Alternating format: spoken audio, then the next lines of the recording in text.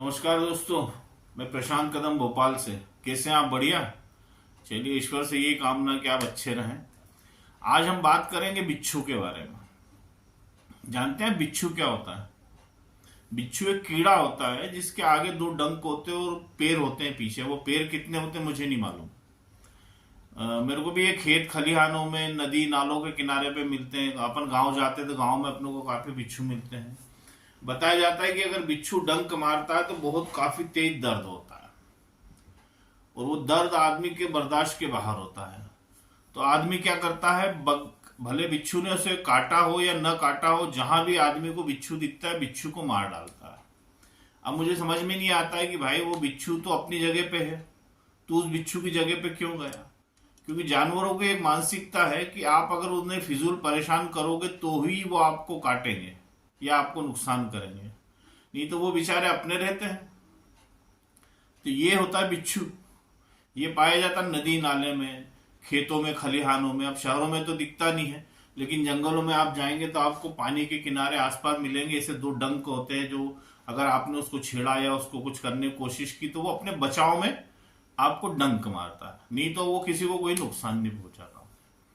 ये तो होता 7-8 या 10 पैर। कितने पैर है मुझे तो नहीं मालूम अभी तक। उसके दो डंक की जानकारी है, उसका डंक। लेकिन एक बिच्छू वो होता है जो हमारे आसपास ही होता है।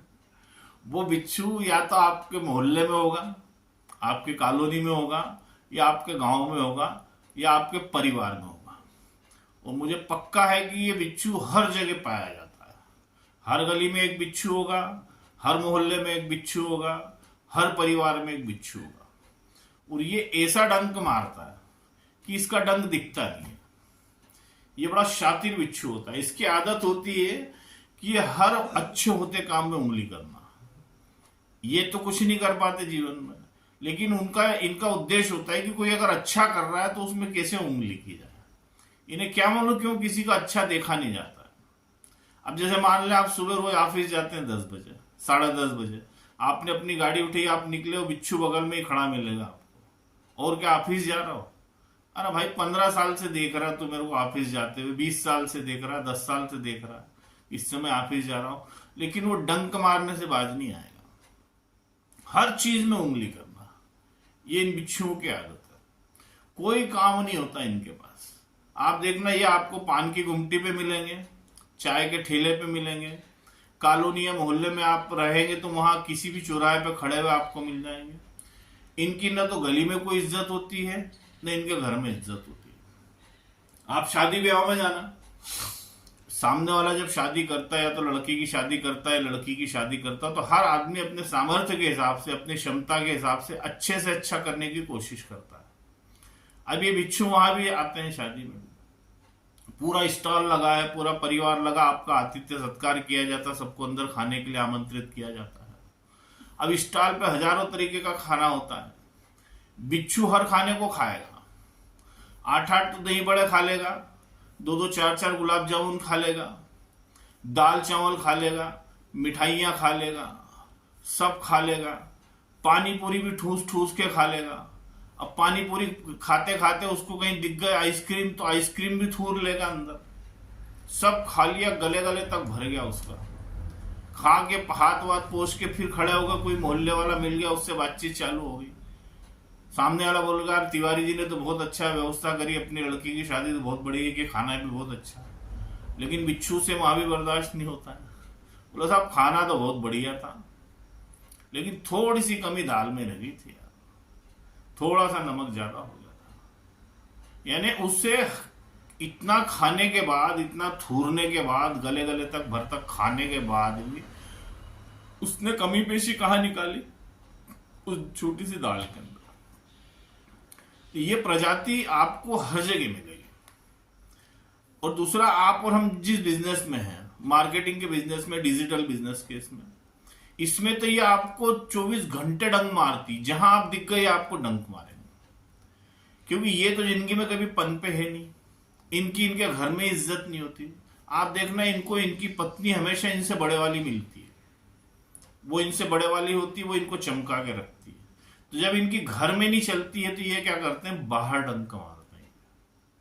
इनका ये रहता है, ये इनका 10 बजे 12 बजे जो भी इनको ड्यूटी पे जाना होता है जाते हैं, 8, 10, 15 हजार 20, 25 हजार की नौकरी करते हैं, पुरानी बाइक होती, पुराना हेलमेट होता है, या तो कोई गवर्नमेंट जॉब में होता है, अपने गए और शाम को घर आ गए और दिन भर पूरे मोहल्ले कॉलोनी में लोगों को डंक मारना।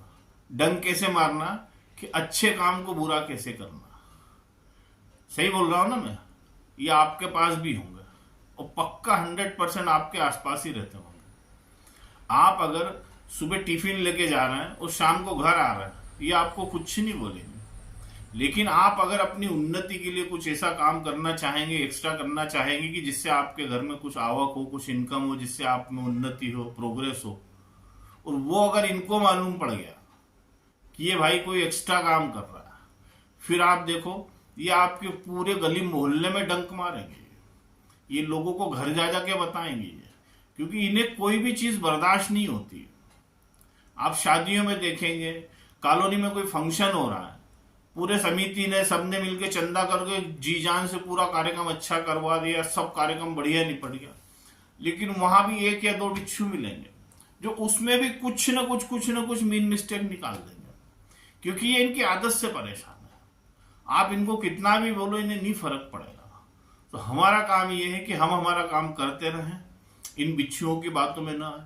अब आपको एक छोटा सा उदाहरण देता हूं। मान लो मकान बना रहे हैं, अब तो क्या लोग फ्लैट ले लेते हैं, बने बनाए फ्लैट ले लेते हैं, या मकान जो होते हैं बने बनाए डुप्लेक्स ले लेते हैं।